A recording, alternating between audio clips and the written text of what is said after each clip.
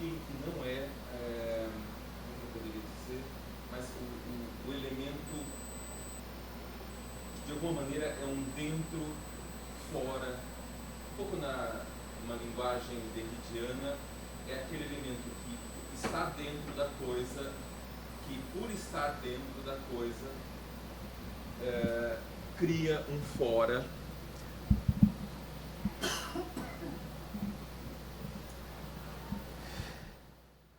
Cria um fora por não ser assimilado completamente por esse interior, mantendo-se numa zona nebulosa entre esse interior, onde ele está, e um fora, de onde ele vem. Essa dimensão incerta desse interior me interessa nessa pesquisa como uma das questões. E para falar sobre esse dentro-fora, ou um pouco a ideia de uma invaginação, né? Essa exterioridade que se torna interioridade, mas não é assimilada completamente, permanece um fora, dentro. Eu vou falar um pouco do intruso. E como a gente pode trabalhar a ideia do intruso. O intruso só é intruso porque ele já está dentro, senão ele não seria intruso. Mas ele é um dentro que não é completamente aceito.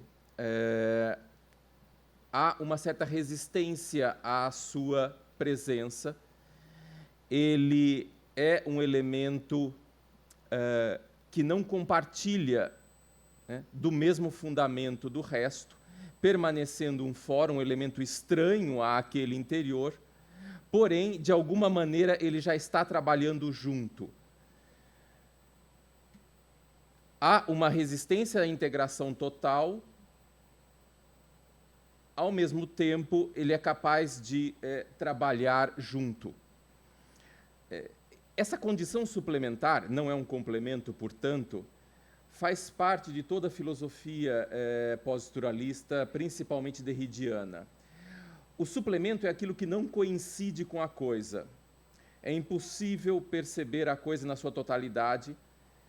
O suplemento, ao contrário do que a gente entende, pode ser um aquém ou um além da coisa, por não coincidir exatamente com a coisa. A gente fala muito hoje sobre a experiência do corpo, o corpo político, talvez uma política da experiência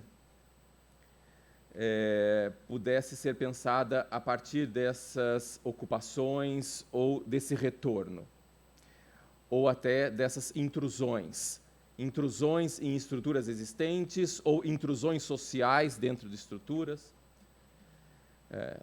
muitas vezes não permitidas. Mas eu queria, só com a permissão de vocês, eu queria colocar para vocês rapidamente de onde surgiu essa minha questão. E foi de uma experiência pessoal. E aí eu fiquei pensando sobre o papel da prótese. Essa prótese que, se não fosse a prótese, o corpo não sobreviveria. Esse corpo que é um corpo íntegro, um corpo que tem uma integridade, porém ele é violado por um de fora que é introduzido, e ele só sobrevive por conta dessa mínima intrusão, desse mínimo elemento. E eu estou falando isso a partir de uma experiência própria. O que seria esse intruso? Esse intruso que cria, ele tem uma vida própria, ele tem uma temporalidade própria, porém ele já está trabalhando junto com esse organismo maior, né, para a sobrevivência desse organismo, apesar de não ser completamente assimilado e nem ter a mesma estrutura desse organismo.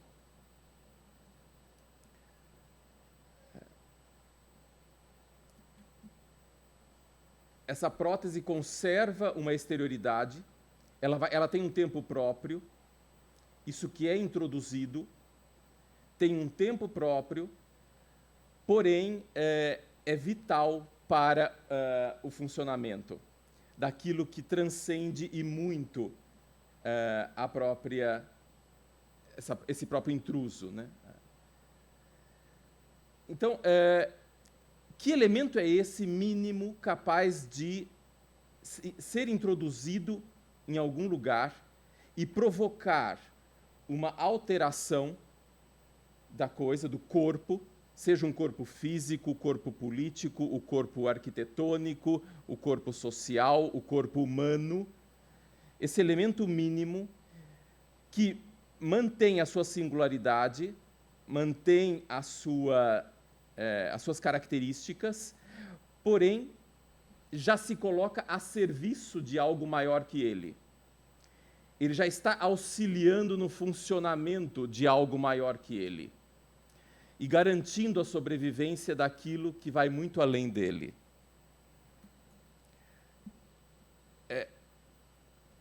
Então, na arquitetura, nós poderíamos pensar que intrusões são essas que têm essa potência, capazes de reativar ou de fortalecer ou de alterar ou de prolongar ou de reviver algo muito maior que ela, que o próprio organismo, que a própria estrutura. Então, eu não estou falando de um corpo imunizado. Eu estou falando de um corpo contaminado por um de fora, por um intruso. Esse corpo que tem que viver com esse intruso, com essa intrusão. E sabe, inclusive, que essa intrusão tem um tempo, tem uma singularidade, tem um tempo próprio. Tem uma obra que pode nos ajudar bastante nessa pesquisa, que é Esferas, do Peter Sloterdijk. Uma obra de 3 volumes, e é no 3º volume que ele fala da arquitetura. E ele recupera a ideia de mônada, essas interioridades, e diz que nós sempre temos vidas intrauterinas, seja onde for, seja como for. Estamos sempre criando interioridades para vivermos. Isso aqui é uma interioridade. Seja o que for, nós construímos esferas de convivência, interioridades e interlocuções reconhecidas. Porém, essa intrusão pode perturbar um pouco essas interioridades, essas ilhas que procuram se imunizar do exterior. E aí eu estou falando mesmo num sentido concreto e abstrato. Como o Sloterdijk vai falar, né, da modernidade e dessa construção permanente de ilhas de imunização. Os condomínios são o maior exemplo dessas ilhas de imunização em relação ao exterior. Esses territórios protegidos, né, que tentam se proteger de qualquer infiltração, de qualquer intrusão, de qualquer inseminação, né, mantendo-se em suas integridades, procurando manter a unidade, a totalidade. E aqui eu faço uma defesa dessa infiltração, dessa intrusão, desse elemento que é estranho, o mínimo elemento, mas que é capaz de causar uma perturbação. Agamben fala nesses inesgotáveis campos de concentração da modernidade, esses interiores inexpugnáveis, invioláveis, né? Até hoje, hoje em dia, estádios de futebol viraram espaços de excelência, essas ilhas imunizadas, elitizadas. O Sloterdijk coloca muito bem o que são essas ilhas de excelência e ele usa um termo muito interessante, do mimo, do sujeito mimado, né? Esses lugares interiores que são criados para mimar o sujeito, esses territórios do mimo. Até os estádios de futebol hoje são territórios do mimo. Então, essas ilhas que tentam criar coisas em si, territórios em si. E o Agamben fala dessa reprodução, dessa ideia de campos de concentração. E eu não estou falando só dos campos de concentração nazista. Esses campos de concentração que tentam reduzir a vida política. Agamben fala da vida zoe e a vida bios. Quase que são territórios interiorizados que naturalizam as coisas, destituindo aquela vida da dimensão política. E dimensão política eu entendo como conflito, como tensão. Então, esse apaziguamento dentro dessas ilhas de excelência, esses territórios do mimo, do sujeito mimado. E esses territórios se espalham, por todos os campos, sejam conjuntos habitacionais, sejam condomínios, sejam estádios, sejam esses espaços estranhos, na China até, o mar artificial, ou museus. Talvez essa seja a nossa herança da modernidade, essas grandes bolhas, esses espaços uterinos que procuram destituir a vida da sua dimensão política, homogeneizando, amenizando, apaziguando, mimando. E, ao contrário, o que nós vemos nas ocupações são interiores que se distanciam, ao meu ver, a gente pode discutir, se distanciam dessa lógica. Do grego, a ideia de paroiken, viver em instância como estrangeiro. Aquele que jamais é totalmente integrado, mas que vive naquele lugar, é capaz de estar ali junto, porém não tem aquele território assegurado. E isso traz uma dimensão que a gente poderia discutir, que é o retorno de um tempo escatológico que a gente perdeu. O território não assegurado, por exemplo, das ocupações, as pessoas que não sabem o dia de amanhã, criam para elas uma lógica do dia penúltimo. Esse dia penúltimo é a incerteza de viver o dia seguinte, o dia último, que talvez seja o último, o dia seguinte. Porque eles podem ser expulsos dali. Nós não nos preocupamos com o dia penúltimo. Eles se preocupam com o dia penúltimo. Essa é a dimensão escatológica, do fim. E esse tempo, essa temporalidade me interessa. Essa temporalidade é um tempo não assegurado. E talvez isso seja, essa insegurança seja, assim, um dos motores do fortalecimento das relações e do convívio. Essa insegurança, esse viver o tempo penúltimo.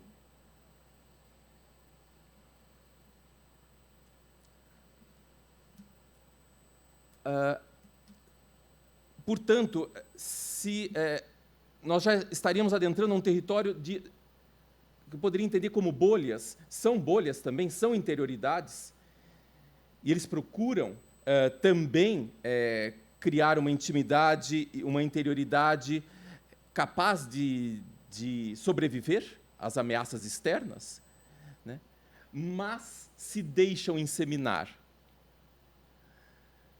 Há um exterior bem-vindo e que, ao meu ver, só enriquece aquela vida que poderia ser uma vida zoe, na linguagem agambiana, uma vida naturalizada, resgatando uma vida política.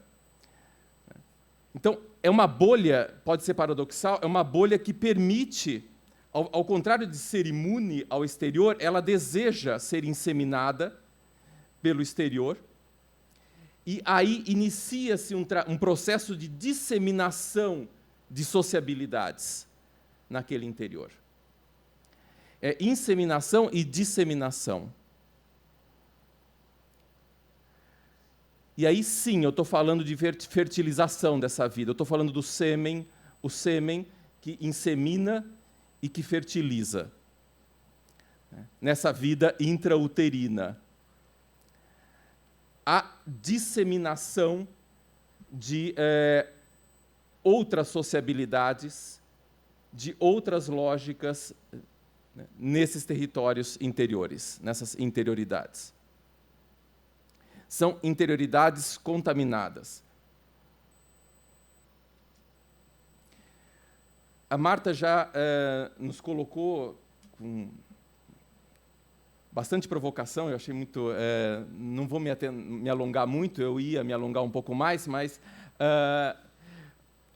ao meu ver, a ocupação 9 de julho, eu só estou reafirmando o que a Marta colocou, para mim, é essa bolha que conseguiu perceber a importância do intruso, daquele que todo momento adentra, ele entra. É um estrangeiro que ele está lá para enriquecer uma vida interior. É notável e evidente a importância da intrusão na ocupação 9 de julho. Intrusões, inclusive, provocadas pela própria Carmen. Ela mesma nos falou, né, das festas ali, de casamento até, né, da High Society, que quer um espaço meio exótico, né, e realiza casamentos na ocupação 9 de julho, e ela entende isso como um enriquecimento dessa vida política e não homogênea, não uniforme. Não foi isso que ela nos disse? Então, essas intrusões que ajudam a manter instável aquele território, e eu enxergo algo positivo nessa instabilidade, nessa luta pela manutenção de algo. A maneira como eles preservam e mantêm aquilo, né, ao mesmo tempo se enriquecendo, todo momento, socialmente falando, isso, né, com um de fora, com esse estrangeiro. As festas, os almoços, né, presenças temporárias, né, que se misturam aos moradores, ou essas intrusões que não são intrusões dadas em habitações, né, como a gente entende. Habitação como a gente entende. Por exemplo, a biblioteca, e aí isso a gente vai encontrar quase na totalidade das ocupações, até naqueles exemplos internacionais que eu mostrei, como eles investem nessas intrusões programáticas, que são estranhas ao habitar convencional, né, ao senso comum, que a gente entende por uma habitação. Ou como habitação. Por exemplo, o Grande Hotel Cosmópolis, eles têm um ponto dentro do hotel que é a troca de comida comunitária. Eles produzem alimentos ali dentro e trocam alimentos com a comunidade. E ali existe até um local para essa troca, no subsolo em Augsburg.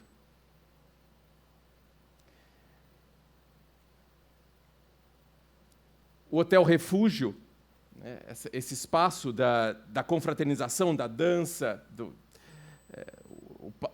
o ambiente fundamental do encontro entre aqueles que adentram esse espaço e os que moram. Os restaurantes. Bom, eu vou passar rapidamente por alguns exemplos. O 59 Rivoli, que eu mostrei no início, artistas do mundo todo, artistas temporários, artistas residentes. Ou 104, um espaço completamente livre, a manifestação plural, entra quem quer, começa a se manifestar, não há necessidade de cadastro, é um espaço completamente aberto, vocês viram isso na filmagem inicial, no começo da manhã. há, ao meu ver, um grau de hospitalidade bastante significativo. Então, é aquele que deseja realmente ser contaminado a todo instante por um estrangeiro, o intruso. Não há nada próprio desse lugar. Esse lugar apenas acontece como um território da pluralidade.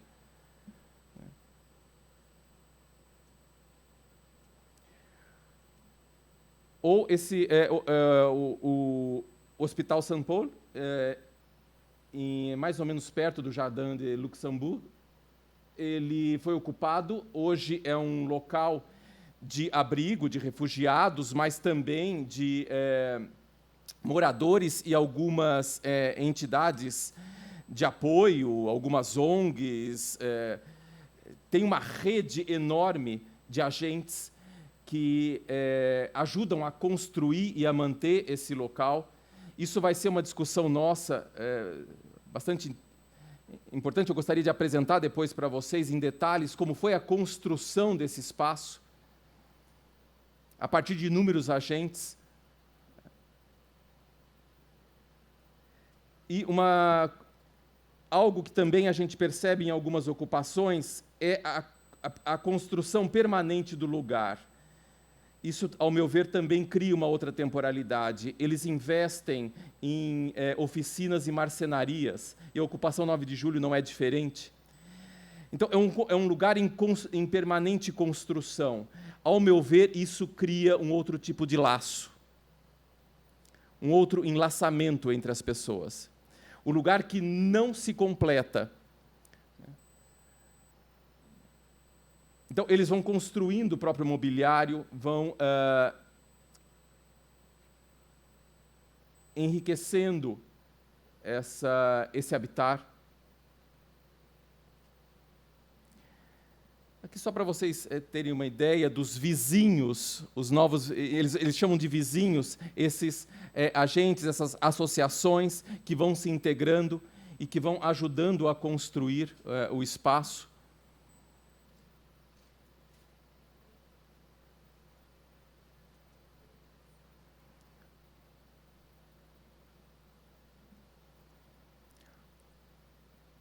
E algumas economias solidárias e economias inventivas que vão surgindo. Um bilhete usado de metrô, é possível você trocar por um café lá dentro. Também essas economias alternativas que vão aparecendo. Aqui é um edifício que foi construído ao lado do hospital para abrigo de refugiados, chamado Rapin. A demolição de parte do hospital, que vai dar lugar também a uma expansão desse programa. Já é um lugar que ocupa uma quadra inteira. E, ao mesmo tempo, nessa pesquisa, eu gostaria de aproximar desses casos aqueles outros casos, como o Transport e o Boulevard McDonald. Eu intitulei formas excipientes porque, na farmacologia, a forma excipiente ela é uma forma neutra, que está inativa, mas que serve como princípio ativo de outra coisa. Tanto no Transport como no Boulevard McDonald, eu tenho a impressão que aquelas estruturas abandonadas são estruturas neutras, inativas, que foram fundamentais como princípio ativo de uma outra urbanidade. O que eu chamo de formas excipientes. E que se coloca contra o que o Heidegger chamava da lógica, da técnica moderna, da técnica do século XX, que é a lógica da Bestand, do acúmulo, da reserva, do estoque, do patrimônio, ou da abundância. Todo o tempo Heidegger fala dessa lógica atrelada à técnica moderna, a lógica da Bestand. É uma técnica a serviço do acúmulo, a serviço da exorbitância, a serviço do estoque, do patrimônio. reserva de bens. Então, essas estruturas, e aí, um conceito que poderia nos ajudar a pensar sobre como aproximar situações aparentemente incompossíveis, ou que não são possíveis de serem aproximadas, ocupações e essas estruturas, né, inclusive provocadas pelo Estado, estimuladas pelo Estado e pelo mercado, é justamente a ideia de disjunção. Para a filosofia pós-estruturalista, Deleuze e Derrida, é justamente a distância que separa as coisas a possibilidade de uma proximidade. A proximidade só é construída a partir da distância. Construir a tangência daquilo que é distante é o desafio. Construir proximidades do que é próximo não tem desafio, do que já é próximo. Construir proximidades, né, entre coisas que são distantes torna-se um desafio. Isso é a disjunção. Descobrir, né, pontos possíveis nessa incompossibilidade, pontos possíveis de tangência. A mim interessa o excipiente, aquilo que, dentro de uma lógica, parece inativo, parece um suplemento desnecessário, mas que, dentro de outra lógica, é fundamental como princípio ativante, ativador. De uma outra lógica. Serve como princípio ativo para iniciar um processo. A partir desse raciocínio abstrato, talvez possamos pensar, né, as ocupações e essas estruturas. A dimensão do excipiente.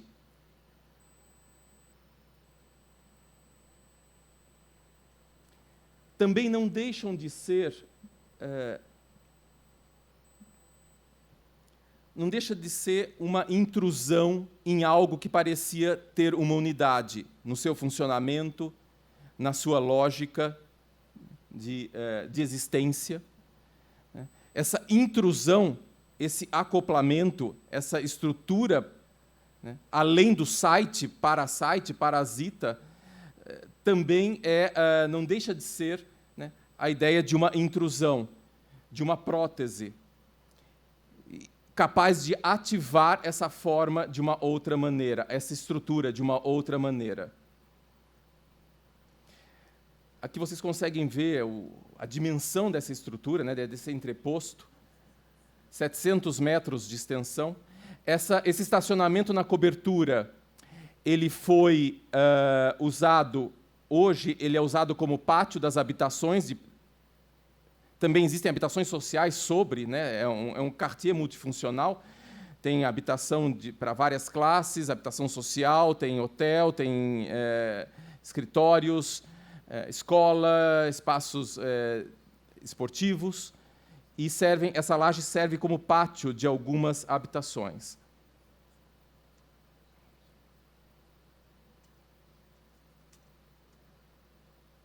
Aqui vocês estão, lá os pátios, sobre a...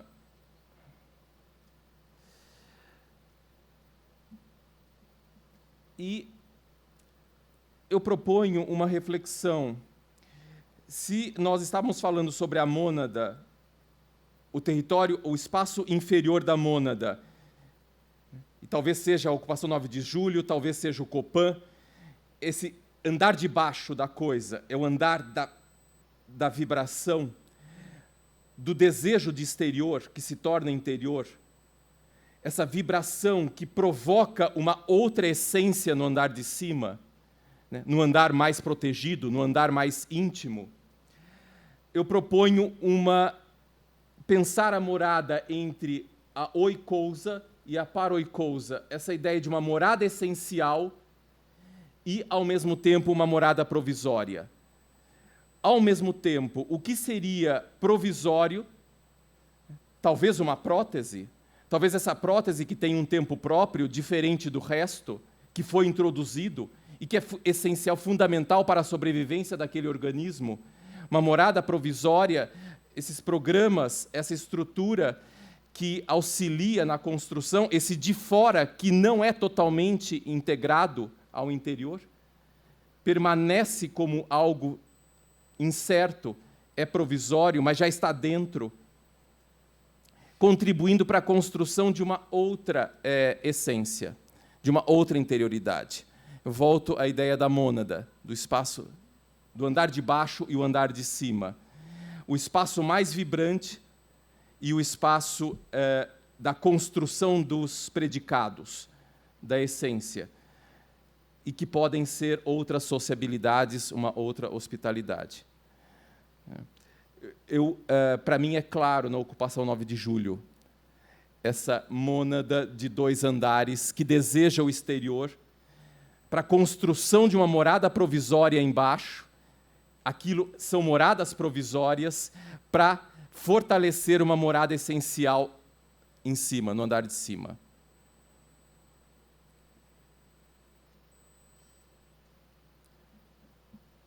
E o que são esses programas, como eu coloquei no início, esses programas que garantem uma outra temporalidade? Um pouco o que a gente vê como um elemento comum nas ocupações, a necessidade de você manter aquele local, um local não dado. A necessidade dessa manutenção talvez traga, como eu falei, um fortalecimento das relações. Isso é algo comum às ocupações. Interessante, no Le Grand Voisin, em Paris, as hortas que os próprios moradores ali desse refúgio, eles construíram em torno das árvores e foram espalhando essas hortas, né? Esse interior e exterior. Ou no hotel Refúgio, em Berlim, a horta na cobertura, algo já comum. Mas esse tempo da construção, do cultivo, é um outro tempo que talvez interfira nas relações sociais. Isso que eu estou querendo destacar. Que tempo é esse de construção do lugar? De um lugar não dado? Essa essência não pré-existe a esse cultivo, a essa construção. A essência virá a posteriori. Ela virá com esse cultivo, com essa construção. A essência como o vital, né? Como a substância, como o fundamental.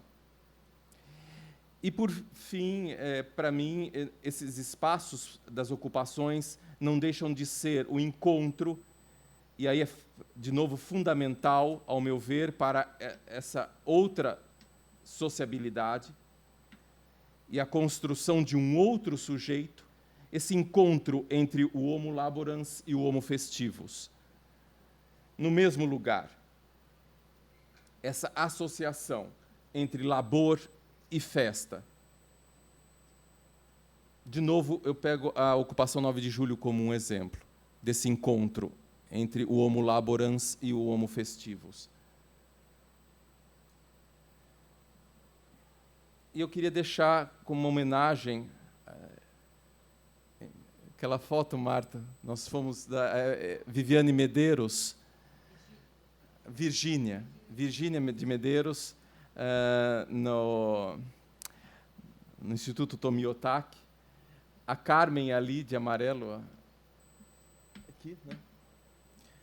E essas mulheres que representam e muito, têm um papel importantíssimo nesse trabalho de construção de de uma outra sociabilidade, desse devir social, desse devir urbano.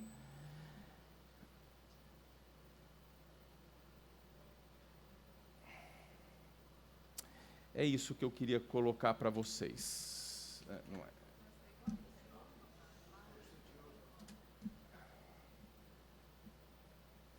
Desculpa, há perigo, faltou. É que eu estava escrevendo uma outra coisa, é A com H, tá? Onde há perigo. Só que não é. Eu ia mudar a frase, ficou assim. Onde há perigo, cresce também aquilo que salva, é aquela frase do Hölderlin. Ah, no sentido de existir, desculpem, não era isso que eu queria colocar.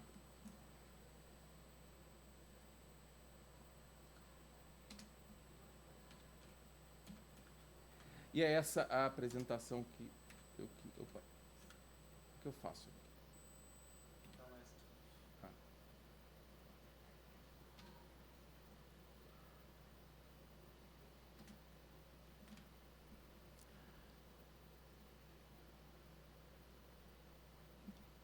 A minha defesa sobre essa exterioridade que se torna interioridade, a importância vital dessa dobra, desse exterior que se torna interior, fundamental para a construção de uma outra lógica de morada. E o papel da intrusão, do intruso, daquele elemento estranho, aquele elemento que não vem, né, no sentido de contribuir para um ajuste, de um apaziguamento, mas que enriquece de alguma maneira. Isso colocado já nas outras falas, nas outras apresentações. Né? Que não deixa de ser também um incômodo. Um incômodo que a gente tenta, de toda maneira, apagar para garantir o ideal. Eu prefiro trabalhar com o incômodo, dizendo sim ao incômodo, aquilo que aparentemente incomoda, aquilo que chega. Era isso, gente. Obrigado.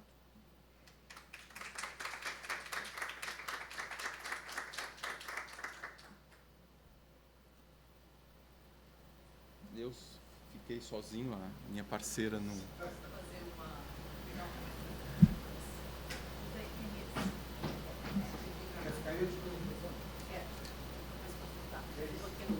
Eu passo assim pelo lado. Igor, eu queria voltar a Virgínia de Medeiros, no Tomiotaki.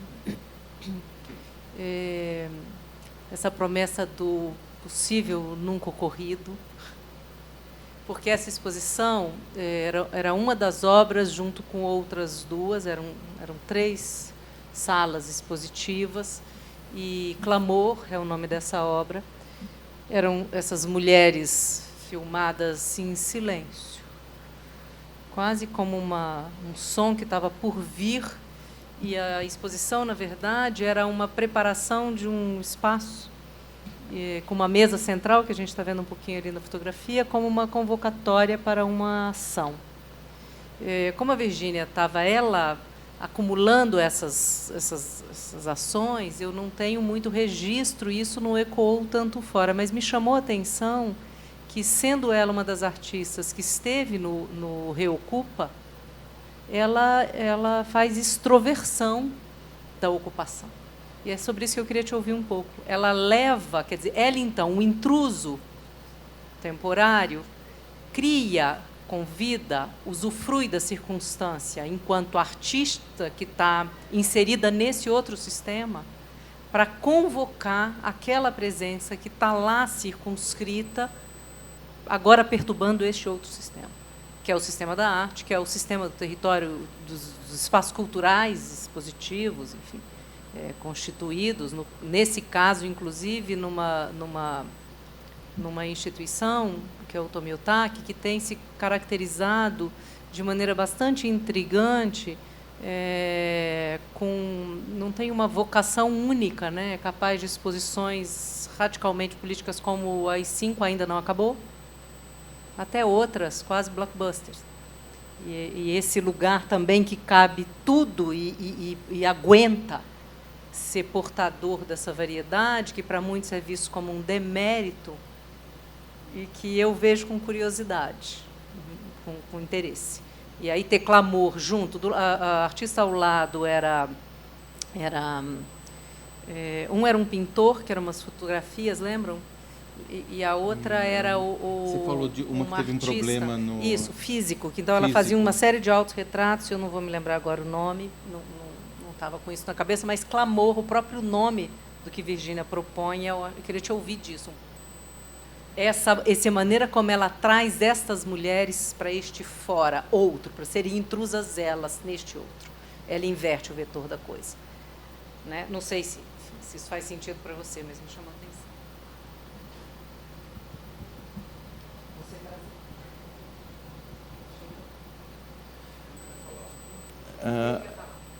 Às vezes a gente precisa de um tempo. Eu vou pensar um...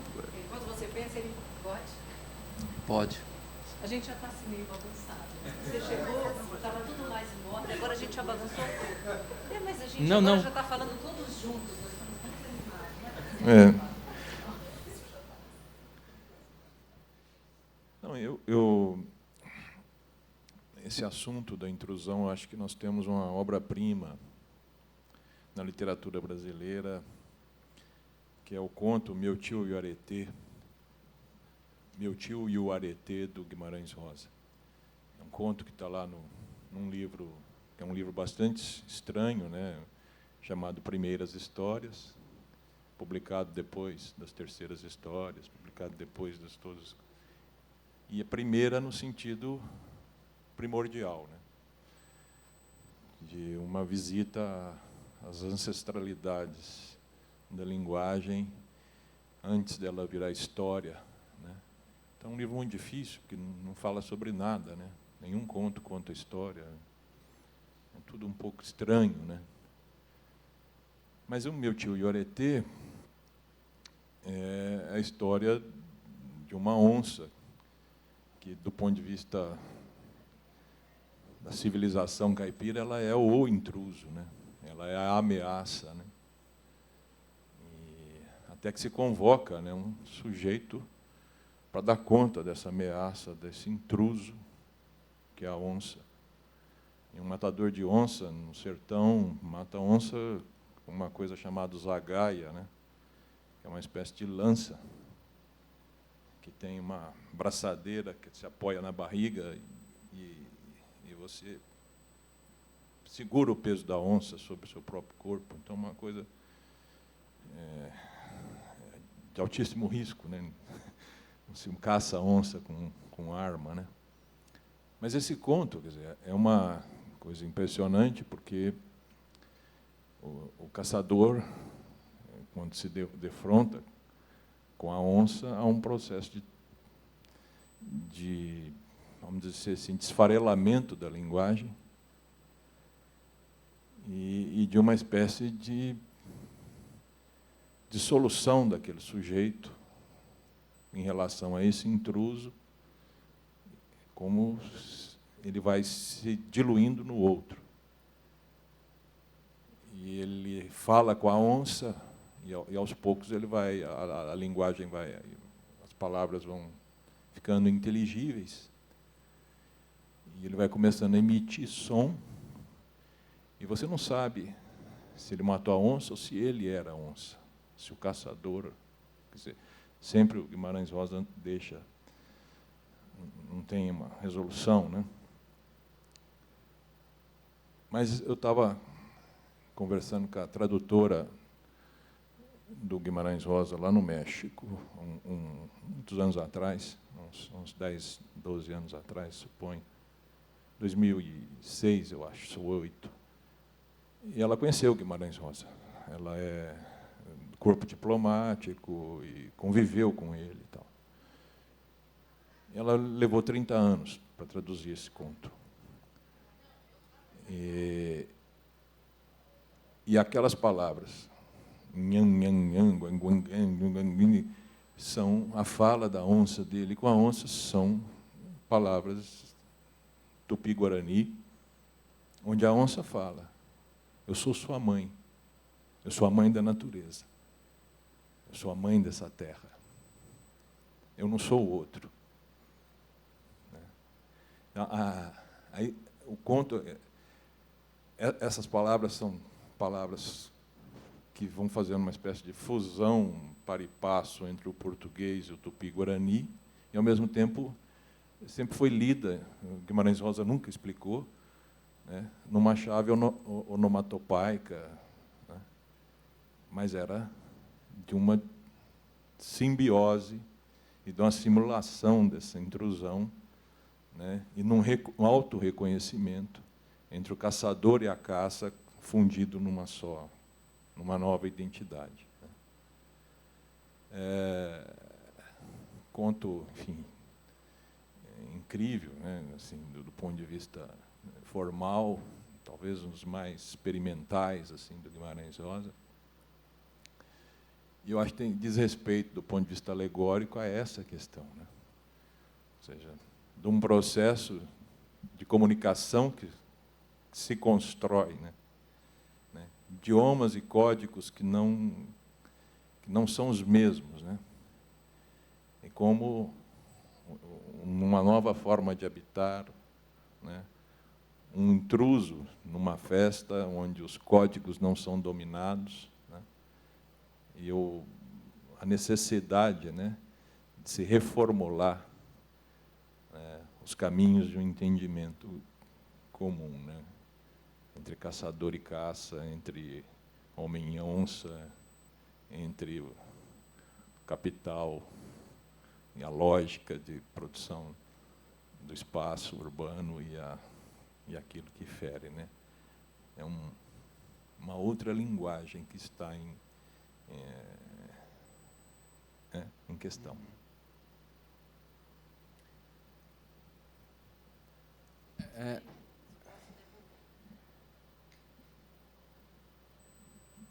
Eu não vou conseguir responder, Marta, diretamente, mas vou tentar trabalhar um pouco em torno do que você colocou. Primeiro, acho que o mais evidente, o que chama atenção nessa instalação da Virgínia é a presença do rosto. O rosto que tem desaparecido no contato entre as pessoas, né, hoje, em função da tecnologia. Essa rostidade fundamental para a gente construir uma outra relação. E esse olhar, que é um olhar que não é facilmente decodificado. E é interessante a gente pensar no olhar do outro quando nos olha, porque nos intriga, muitas vezes, aquele olhar penetrante, que olha para você e você não sabe por que ele está olhando, que tipo de afeto. Esse olhar permanente e penetrante. Que olhar é esse? Um olhar intrusivo, muitas vezes nos deixa sem jeito, ou nos interpela, ou nos faz pensar sobre esse outro, por que esse outro está nos olhando dessa maneira. E essas mulheres nos olhando, cada uma de uma maneira, nessa rostidade, nesse olhar penetrante, poderíamos interpretá-las, como eu interpretei na hora, nos chamando, nos recriminando, nos convidando, ou apenas mostrando nós estamos aqui, se mostrando.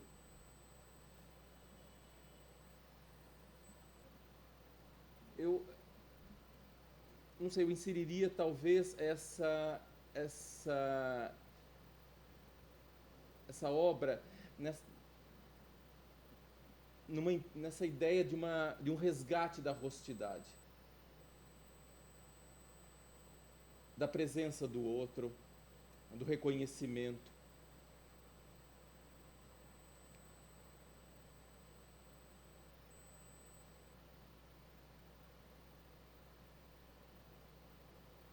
Não são figuras anônimas, elas têm um rosto, têm uma expressão, né? E isso nos convoca ou nos invoca algo.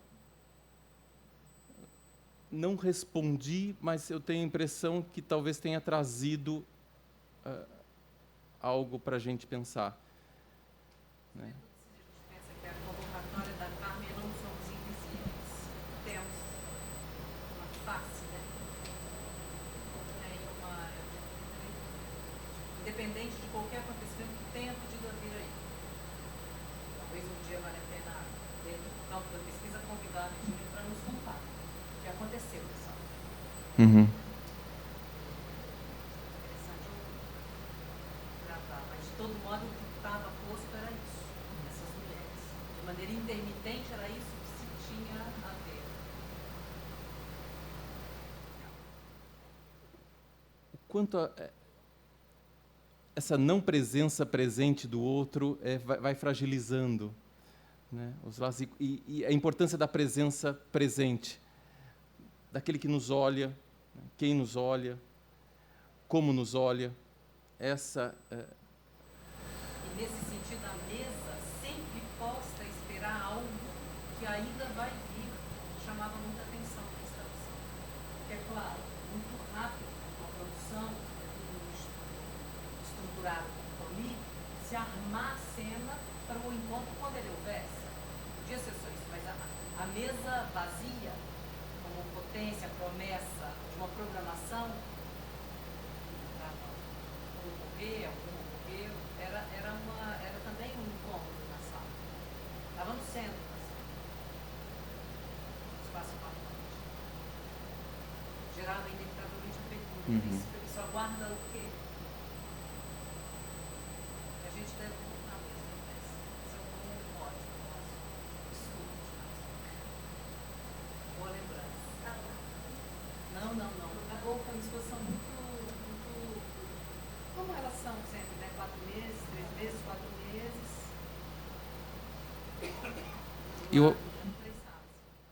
Eu achei bonito esse silêncio da sala. Há sempre construções em curso, né? Foucault coloca muito. E ele falava da importância, dada a formação dele também em medicina, ele estudou medicina, ele falava da importância de auscultar aqueles movimentos mínimos, aquelas construções que não são perceptíveis, mas que já estão em curso. Eu acho bonita essa ideia de auscultar, né? Difícil. Como aquilo está batendo, né? Qual a vitalidade daquilo?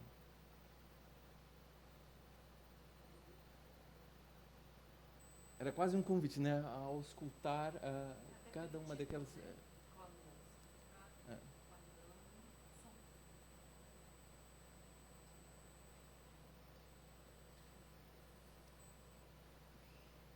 O Didier Berman fala dessas vidas vagalume, acho bonito.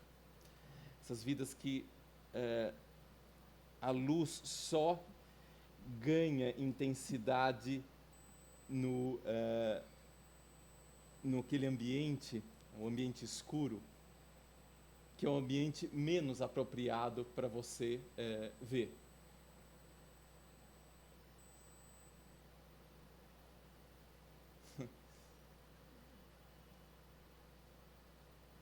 São as condições menos favoráveis à visualização. E são onde eles aparecem com força.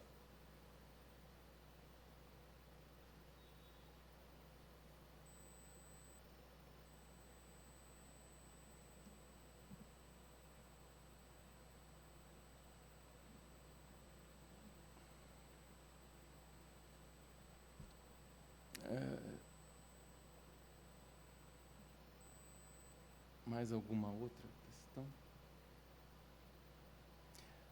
Quer falar um pouco, Celso? Um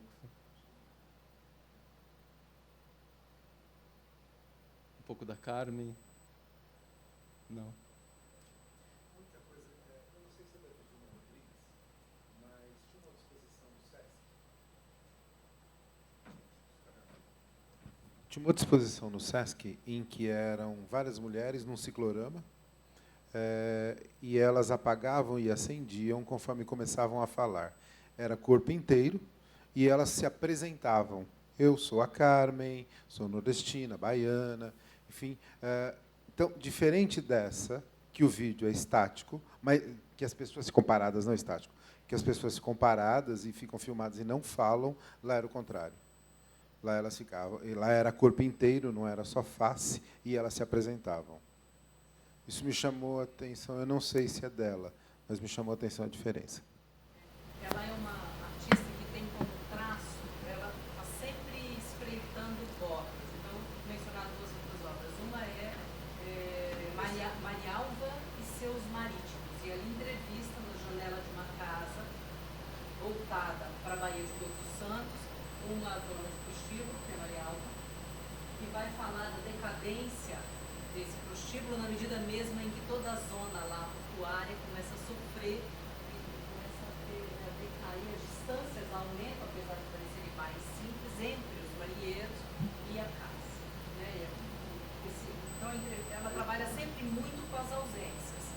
O outro é Sérgio Simone, que teve, inclusive, no MASP, que estava na Bienal, foi uma obra que eu fiz para a Bienal, eram duas telas, uma pessoa de dupla personalidade, e ela grava em dois momentos diferentes na fonte, as duas personas.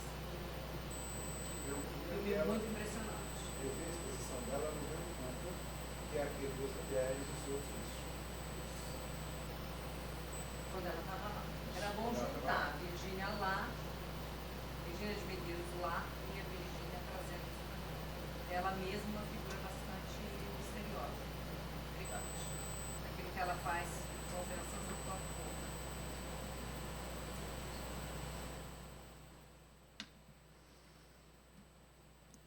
Eu vou mostrar um filme da pesquisa anterior.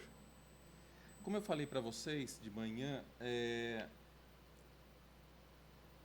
a intertextualidade, essa ideia de aproximar elementos díspares e criar séries incompatíveis, próprio do pensamento deleuziano, é algo que me interessa. Então, na dobra deleuziana, a possibilidade de um avizinhamento pela dobra, né, é que interessa a ele. Ao dobrar algo, você aproxima elementos. E essa aproximação, esse avizinhamento é já uma intertextualidade. Eu vou mostrar um filme que é um ensaio mais visual, estético, em torno das 4 infraestruturas que foram estudadas na pesquisa anterior e que tem como assunto nessa experiência, nesse ensaio visual, a intertextualidade e uma tentativa da gente se distanciar um pouco das representações que nós carregamos desses espaços, ao avizinhá-los, ao justapô-los, ao sobrepô-los. Pensar o espaço destituindo, né, de início de certas representações que a gente carrega sobre aqueles espaços talvez seja um exercício interessante. Nós operamos sempre com representações, né, de mundo.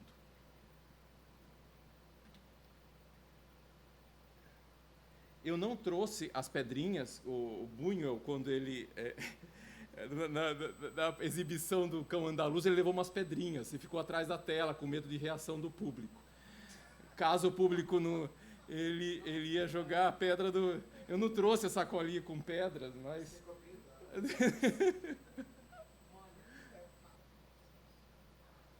São as 4 infraestruturas.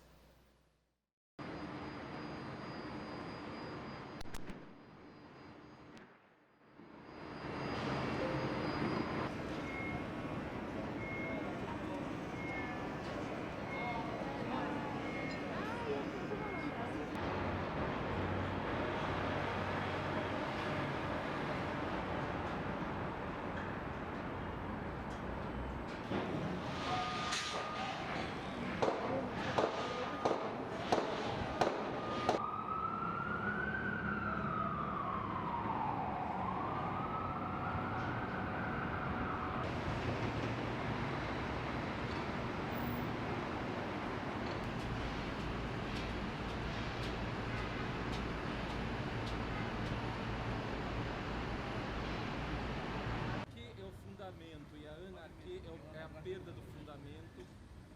E aí eu jogo um pouco com que a arte institui, o desejo de congruência, a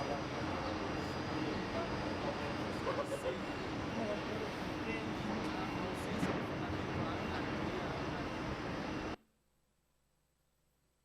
a perda